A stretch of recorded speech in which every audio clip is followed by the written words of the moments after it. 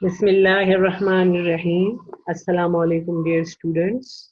Hope you all fine and your studies are going well.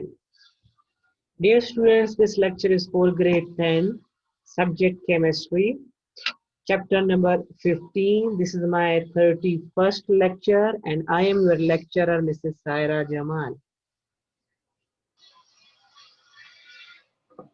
Self-assessment exercise 15.2 lists substances that causes hardness in water. What are the substances which make the water hard? First of all, you must know what is hard water. Water that gives little lather with soap and forms scum is called hard water. So the water which form little lather or little form with water and form white precipitates with the impurities which are present in hard water, those impurities or those precipitates are called scum, which make the water cloudy. There are two types of water hardness: temporary hardness, permanent hardness. Temporary hardness is caused by the presence of calcium or magnesium hydrogen carbonates and calcium and magnesium carbonates. Calcium hydrogen carbonate formula CaHCO3 whole 2. Magnesium hydrogen carbonate is MgHCO3 whole 2. Calcium carbonate CaCO3 and magnesium carbonate MgCO3.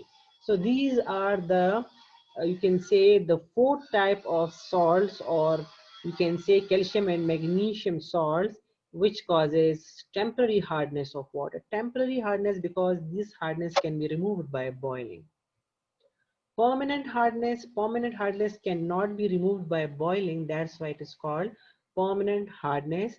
And permanent hardness is caused by the chlorides and sulfates of calcium and magnesium. Calcium chloride, CaCl2, magnesium chloride, MgCl2, calcium sulfate, CaSO4, and magnesium sulfate, MgSO4. So these are the four salts of calcium and magnesium which can cause the permanent hardness in water. Permanent hardness, I told you, means that this type of hardness cannot be removed by boiling. Second part of this self-assessment, differentiate between soft and hard water. So soft water form lather with soap easily, and hard water, I told you, is the water which does not form lather with soap or form little lather with soap. Second point, hard water contains dissolved salts of calcium and magnesium, while soft water does not contain dissolved salts of calcium and magnesium, because dissolved salts of calcium and magnesium causes water hardness. More wastage of time and fuel as boiling temperature of water gets increased due to impurities. So the boiling point of hard water is greater than the boiling point of normal water or soft water. The boiling point of hard water is 101.2 degrees Celsius, while that of the normal water or soft water is 100 degrees Celsius. It means that the boiling point increases as a result wastage of time, because more time is required for boiling that water, and same more fuel will be utilized, while less wastage of time, less fuel use, and definitely the boiling point of normal water is lesser than the hard water. Soft water is lesser than the hard water. One more point is that while for laundry purposes, while washing the clothes or pots, we need more soap in case of hard water, because we can say that 50% of the soap is utilized by reacting with the ions which are present in hard water, and then they form scum. While in case of the soft water, less soap is utilized, because there are no ions in water which react with the soap and form scum or precipitate. So less consumption of soap by soft water. So these are the 1, 2, 3, 4 differences between the soft and hard water.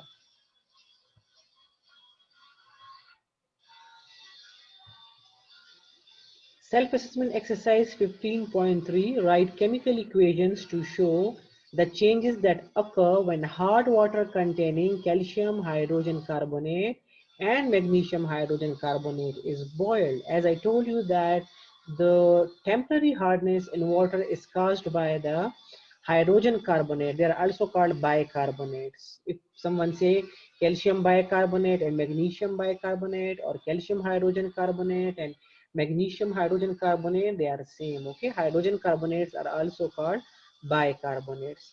So you can say that calcium hydrogen carbonate, when we boil it, or magnesium hydrogen carbonate, when we boil water which contain these ions, which causes the temporary hardness in water, after boiling they are converted into calcium carbonate and magnesium carbonate along with gases carbon dioxide and water vapors, that is H2O. So you can say that the aqueous calcium hydrogen carbonate, aqueous means the soluble hydrogen, the calcium hydrogen carbonates or magnesium hydrogen carbonates after boiling are converted into solid calcium carbonate and solid magnesium carbonates, which are insoluble in water.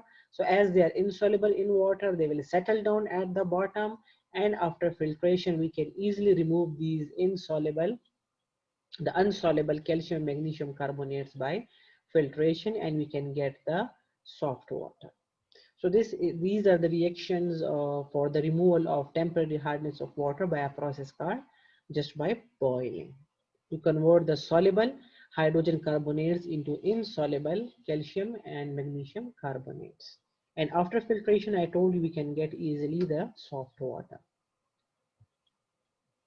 Self-assessment exercise 15.4, complete the following reactions. The first reaction is same, which I told you, calcium hydrogen carbonate, which is present in temporary hard water, or which causes temporary hardness in hard water after heating or after boiling, are converted into insoluble calcium carbonate. Those insoluble calcium carbonate will settle down in the bottom, and after filtration we can get the soft water.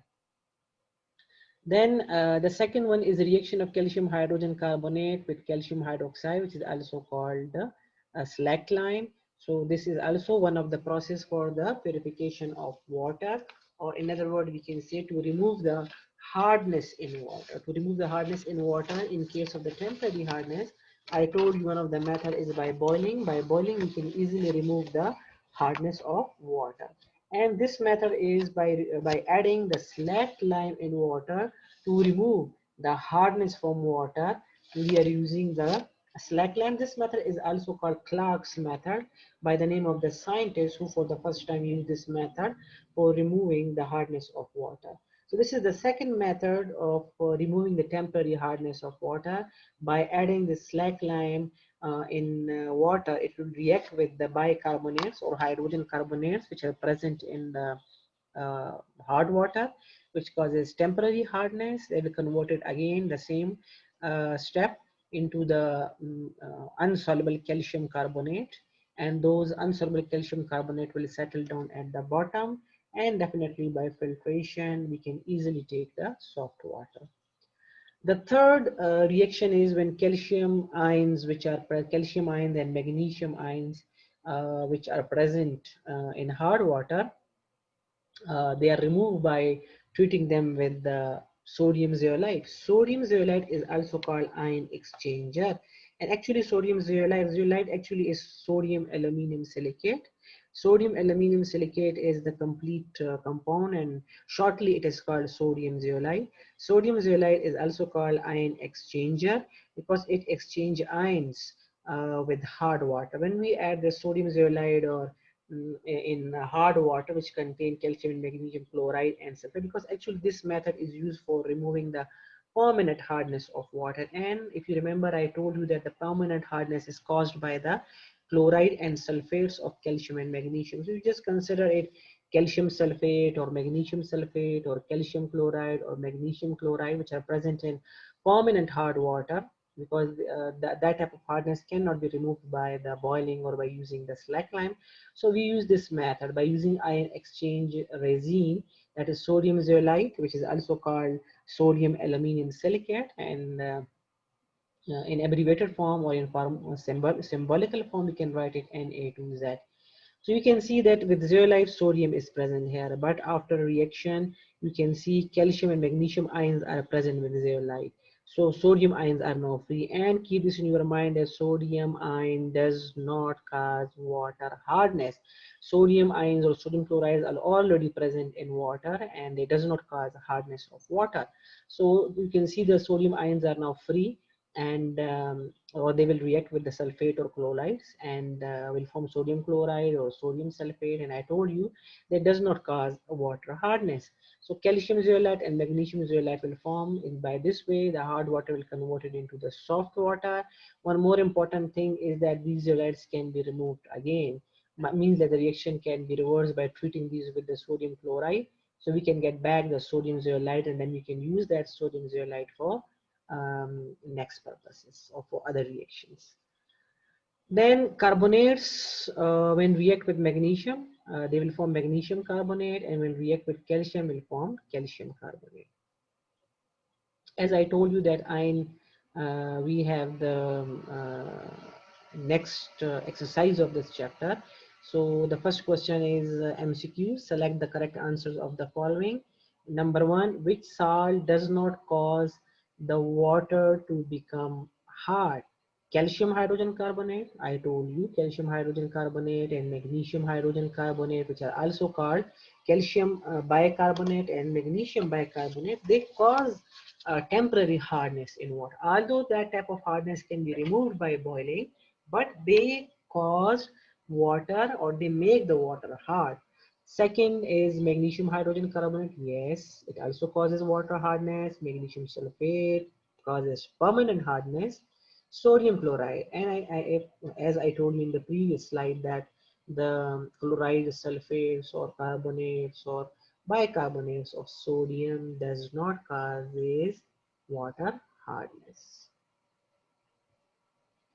Second, which salt causes temporary hardness in water? Magnesium sulfate causes permanent hardness, calcium sulfate permanent hardness, both calcium sulfate and magnesium sulfate permanent hardness, magnesium hydrogen carbonate. Yes, magnesium bicarbonate or magnesium hydrogen carbonate, they causes temporary hardness.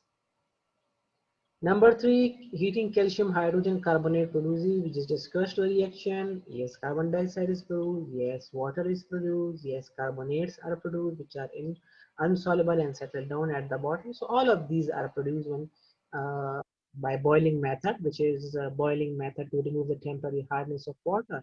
Because calcium hydrogen carbonate, I told you, causes the temporary hardness in water. So by boiling, calcium hydrogen carbonate, which is water soluble, is converted into insoluble form calcium carbonate along with carbon dioxide gas and with water.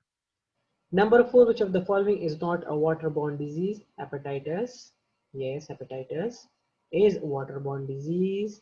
Typhoid, dysentery, anemia. Anemia is blood disease. It has no concern with the um, uh, germs which are present in water. So anemia is not a waterborne disease. Number five, which human activity results in contamination of water bodies? Livestock waste, yes, it causes pesticides, yes, septic tanks, all of these causes the like contamination of water bodies. Number six, which is used to remove permanent hardness in water, slack lime, I told you, is for the temporary hardness. Boiling and adding slack lime is to remove the temporary hardness in water. Washing soda, yes, it is actually the method. One was sodium zeolite, and the second one is by using washing soda to remove the permanent hardness in water. Short question answers. Question number one, list the impurities present in rainwater. What impurities are present in rainwater? So, rainwater, dissolves carbon dioxide. That carbon dioxide is present in air. So, rainwater dissolves carbon dioxide as it falls through the atmosphere. And you know that carbon dioxide react with water and produce a weak acid, which is called carbonic acid, and it decreases the pH of rainwater uh, from 7 till 5.6, because you know that normal water is neutral and its pH is 7, but due to the presence of this weak acid, carbonic acid in rainwater, will decrease the pH of rainwater or will make it a bit acidic, that is pH is 5.6. So carbon dioxide when react with water or when dissolved in rainwater will form carbonic acid. This carbonated water, this is now called carbonated water because carbon dioxide is dissolved in it. This carbonated water passes over or through the rocks containing calcium carbonate or magnesium carbonate. Then the acid present in the rainwater will attack the rocks. It slowly dissolve them, forming calcium and magnesium hydrogen carbonate. So those rocks which contain these carbonates, they will react with the rainwater and will form calcium and magnesium hydrogen carbonate, which causes the hardness of water. And these hydrogen carbonates or bicarbonates, I told you, they causes the temporary hardness in water. So you can see that the carbonates which are present in rocks or in soil, they will react with the rainwater along with the carbonic acid which is present in rainwater, will form calcium bicarbonate or calcium hydrogen carbonate, which causes, and also magnesium carbonate to magnesium hydrogen carbonates, and then they will cause the temporary hardness in water. Along with these, some rocks also contain gypsum, hydrated gypsum. Hydrated gypsum means that gypsum which also contain two water molecules are entrapped in the structure of gypsum. About the hydrated water or water of hydration, inshallah you will learn in higher classes. So we have two type of gypsum. One is hydrated gypsum and one is anhydrous or anhydride, which have no water. You can see two water molecules are present here, and there are no water molecules in this calcium sulfate, so it is called anhydride. Anhydride means no water, and this is hydrated calcium sulfate. So also we have the cassiterite, magnesium sulfate with water. Hydrated magnesium sulfate is called cassiterite. They are sparingly soluble in water, and the presence of these dissolved salt causes the water to become hard. As you can see that they are the calcium and magnesium sulfate. And if you remember, I told you that the sulfates and chloride of calcium and magnesium causes permanent hardness in water. So gypsum and cassiterite, when they dissolve in rainwater, they causes permanent hardness in water. So all these type of salts causes hardness in water. Next question is, what is water pollution? So the contamination of water bodies, usually as a result of human activities, is called water pollution. Because of our activities, the water get polluted.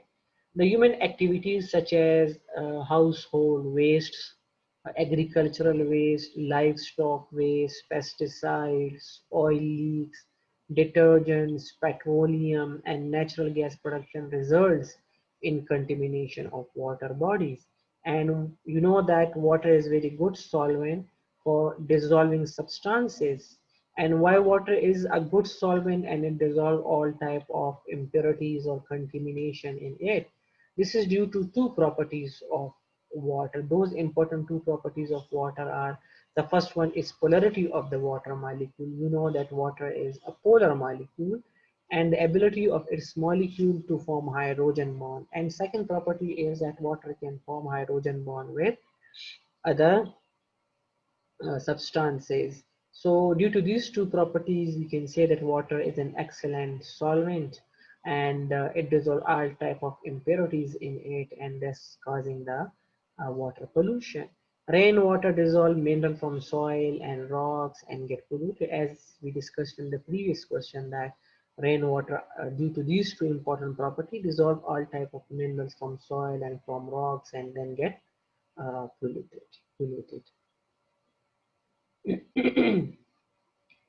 Question number 5, list some waterborne diseases. Waterborne diseases, drinking contaminated water causes the following waterborne diseases, because these are the diseases which are caused by the drinking contaminated water or polluted water. It may causes many diseases. So some of those diseases are cholera, dysentery, jaundice, hepatitis, typhoid. These are the important diseases which are caused by the drinking contaminated water or polluted water. Question number 6, what are the pathogenic microorganisms? So the microorganisms which causes infections or diseases in humans are known as pathogenic microorganisms. And there are 5 types of pathogens: viruses, bacteria, fungi, protozoa, and worms. These are the 5 types of pathogens which causes infections or diseases in human beings, and they are called pathogenic microorganisms because we cannot see them with a naked eye. We can see them only with a powerful microscopes. Question number 3, extended question answer. What is hard water and why is it sometimes undesirable?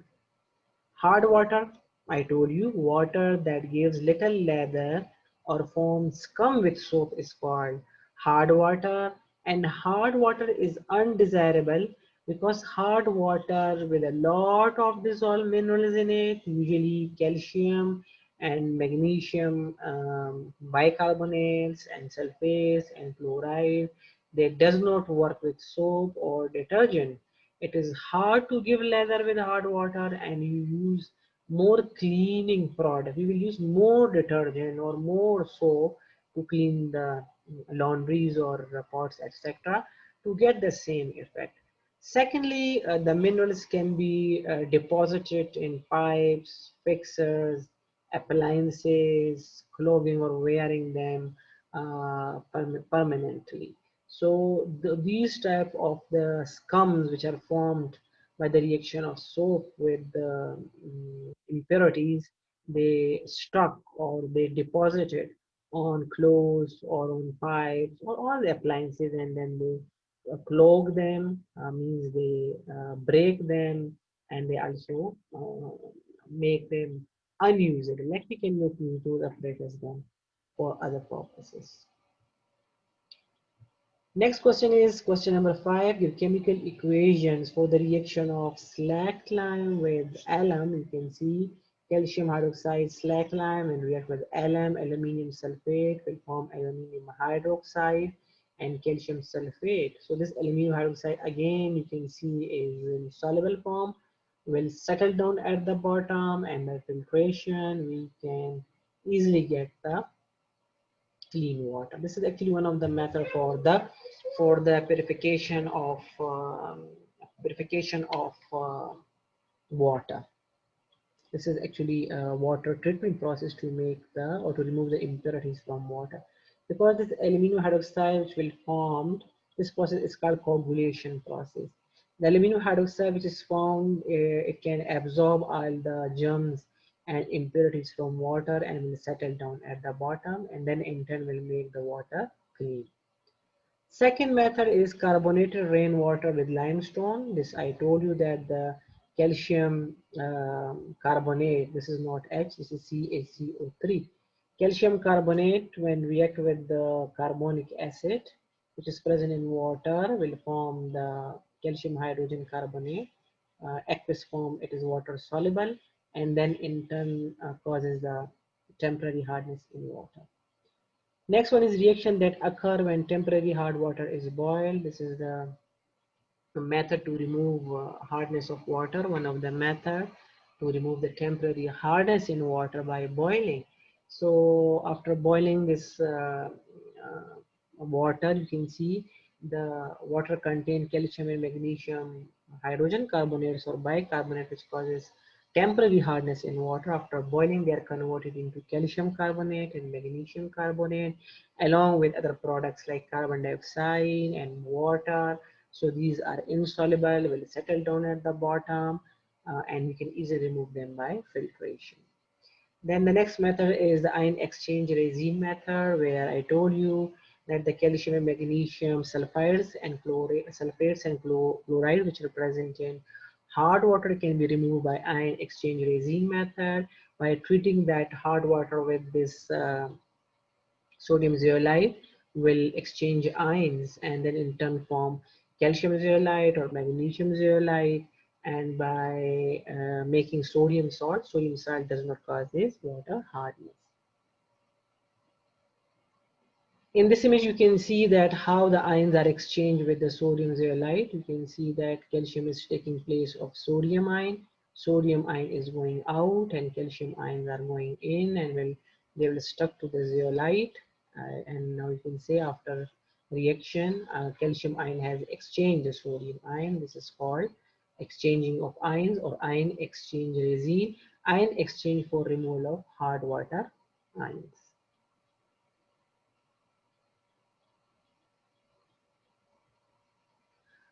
Question number 10, how does hard water differ from soft water? Although I explained it before that in self-assessment exercises that how hard water differ from soft water.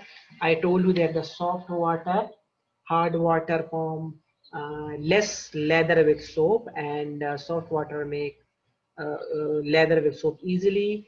Hard water contains salt of calcium and magnesium. Soft water does not contain salt of calcium and magnesium. More wastage of time and fuel as boiling temperature of water get increased due to impurities. Less wastage of time and fuel, less consumption of soap by soft water, and more consumption of soap by hard water. Question number 11, what is the purpose of coagulation in water treatment? I just explained it in the reactions that coagulation is actually a process in which water is boiled, water is treated with slack, lime, and alum.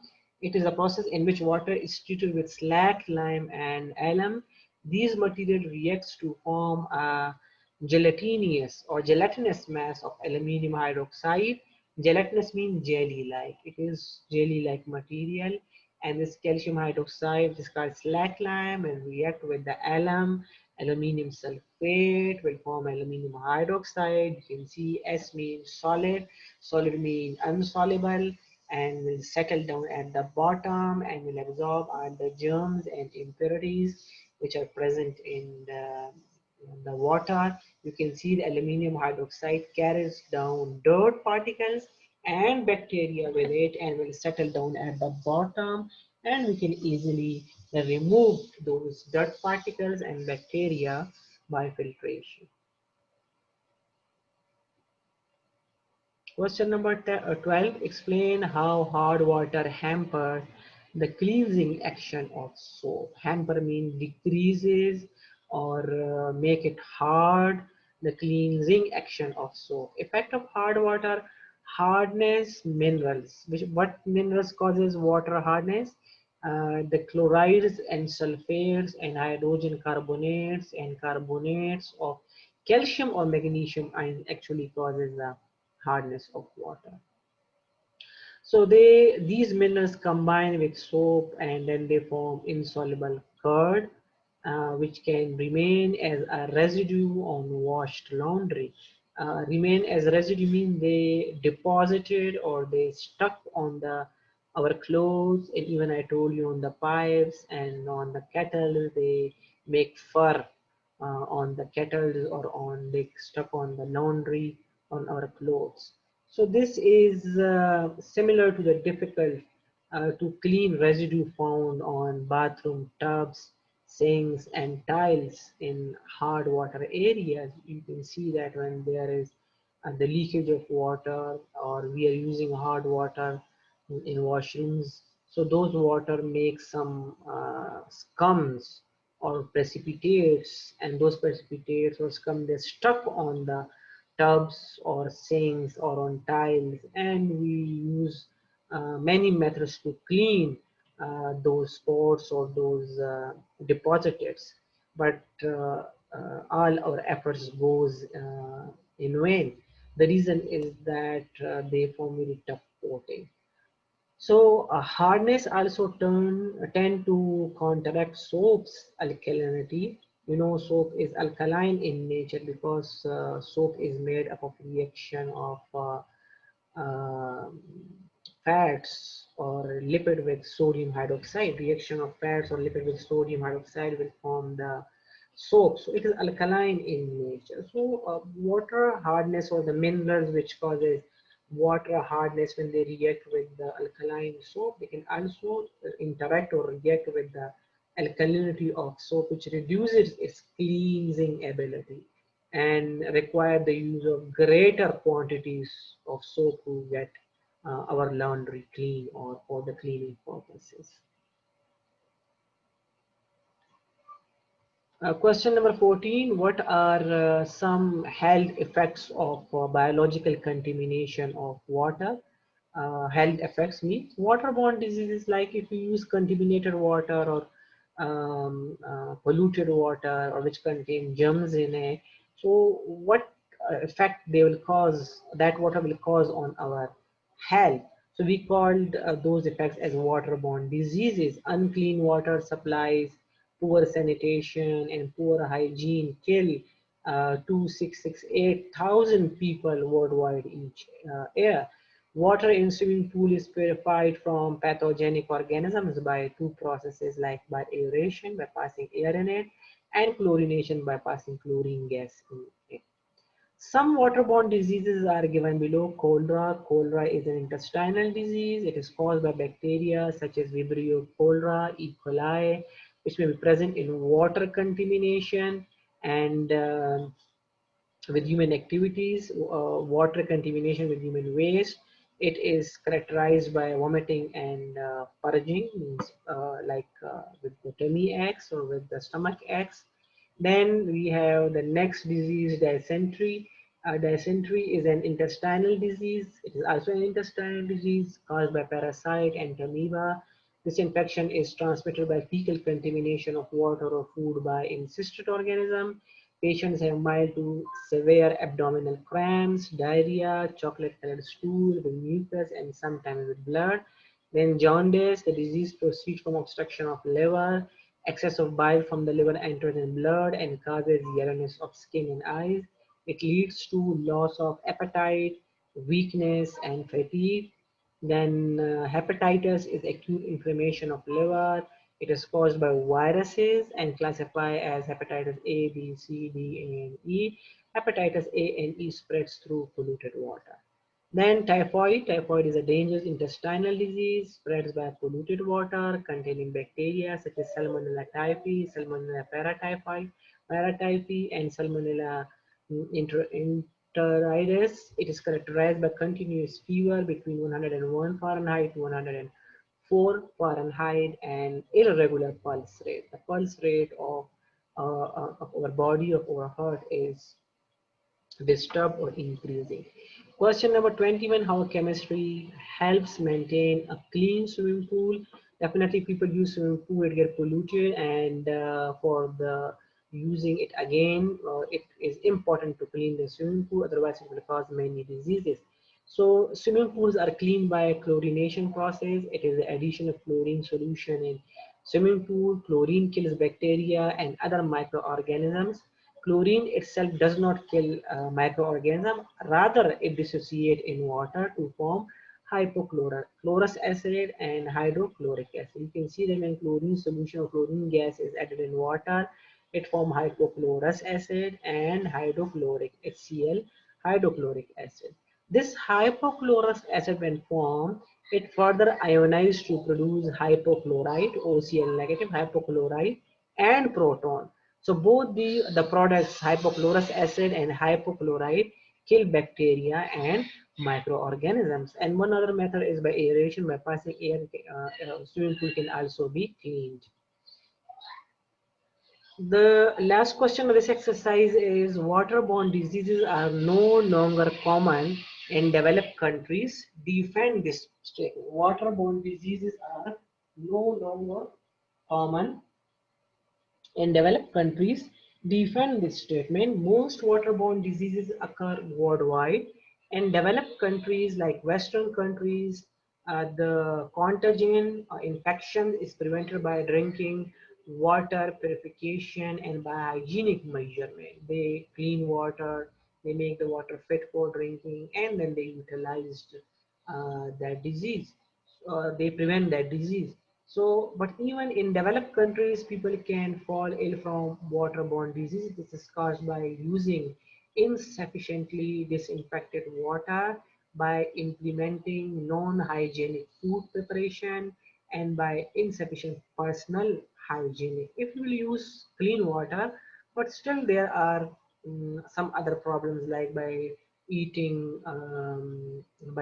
the food which is unhygienic, and by our personal hygiene. If we will not taking care of our personal hygiene, we may also suffer from these waterborne diseases. So in addition to drink clean water or pure water, we also have to take care of our personal hygiene, and we must eat hygienic food like wash vegetables and fruits properly, and then eat those vegetables and fruits. So this was the last question of this chapter 15. Inshallah, in our next lecture, we will start the last chapter of our syllabus. Hope you understand this lecture. Till then, take care. Allah.